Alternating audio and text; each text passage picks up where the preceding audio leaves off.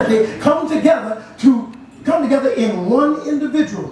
His divinity not helping out his humanity, and his humanity not contaminating his divinity.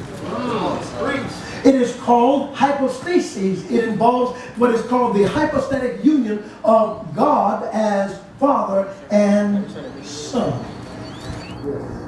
God became what he was not so that he could do what he could not, so we could become who we are not. And this is important because our redemption is rooted in what God decided to do with himself. Amen. Come on.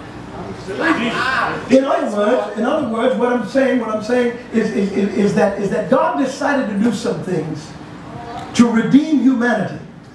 Humanity could only be redeemed by paying the sentence of God's justice for our offenses.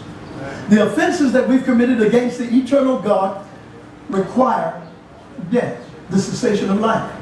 But if God's going to save us, the only way that he can remain or maintain his position, and this is just preliminary stuff, maintain his position as God, is that he not violate his own justice.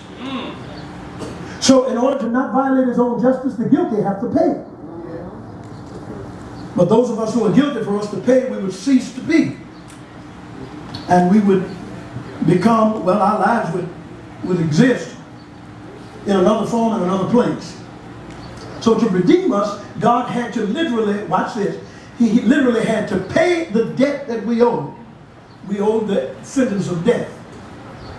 The penalty, the wages of sin is? Yeah. So he had to pay that penalty so as not to violate his own standards of justice. Now, once he pays this penalty, that means that his law is satisfied.